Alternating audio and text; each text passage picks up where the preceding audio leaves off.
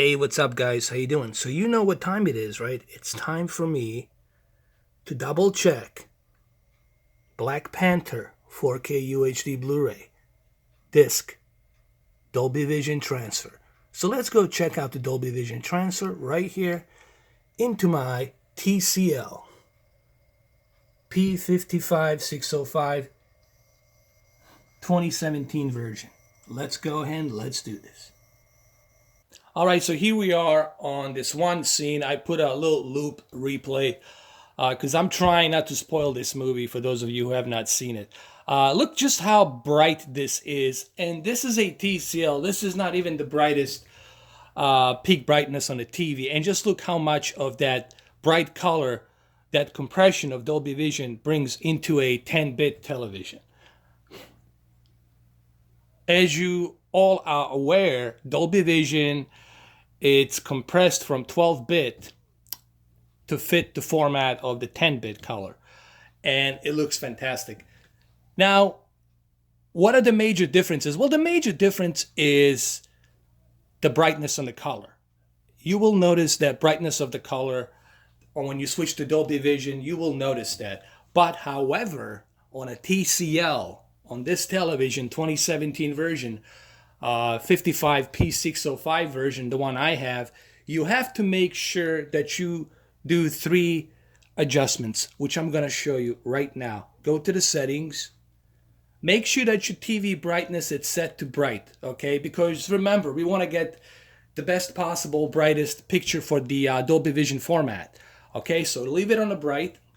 Then you move down to the Dolby Vision adjustment and keep the Dolby Vision adjustment to bright. So Dolby Vision adjustment to bright and TV brightness to brighter. I'm sorry. I apologize. Leave the TV brightness to brighter and Dolby Vision picture mode to bright. All right, make sure you do this too first. Hopefully you have paused the video and wrote this down. Remember, TV brightness brighter and Dolby Vision bright. Now, the third very important stuff to do is go to the advanced picture settings and turn off your local contrast and your local dimming.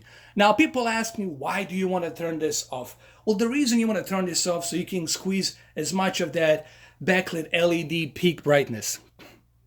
If I use my local contrast, if I use it, this is what happens. Let me show you. Then everything becomes dimmer. You see? See how dim it becomes? It dims it down. I don't know if you guys can see it or not.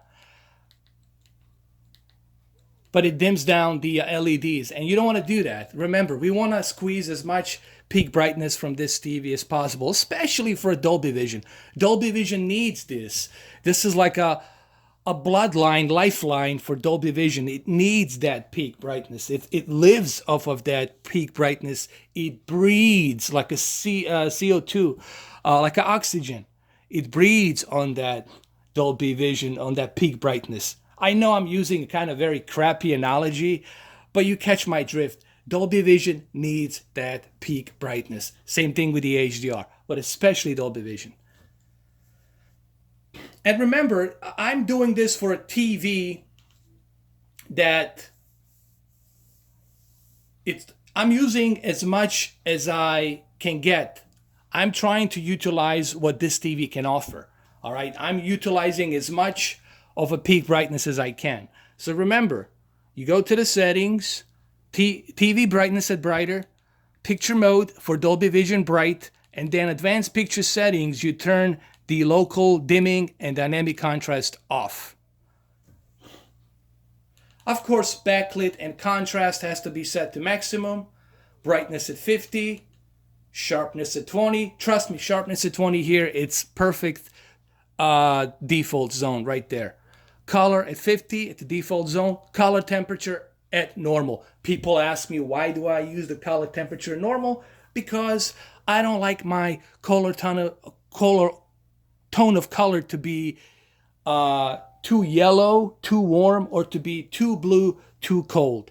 I don't like either too warm, and I don't like either too blue, too cold. I like it to be on a balanced level. Remember, we're looking for a balance here. And that's what calibration it's about, guys. They're looking for a balance. They're balancing the color. They're balancing the brightness, the contrast for that environment, for that TV. Now, obviously, you got to have equipment to do it properly, but essentially, those softwares and those programs and the hardware are looking for that one essential thing, is that balance, picture level. As you can see, it looks fantastic. Maybe I can show you one more scene here really quick. And even here, you can see, even in this facility, this is the research facility. Okay, I'm trying not to spoil this. All right, I mean, I'm really trying to do my best not to spoil this movie. But this is like a research facility. That's all you need to know. And even here, you'll see just how bright the background is. The detail you see on the costume and on the outfit and everything. It's really bright. Like her dress, it's very bright and it shows up. I know with camera here, it's kind of hard for you guys to see that. But this is why I disagree with critics who say that the transfer wasn't that good. I'm like, what in the hell are you guys smoking? This is an excellent transfer. It's not a mind-blowing transfer, but it's definitely a great transfer. It is bright, it is clean, it is sharp, it is vivid.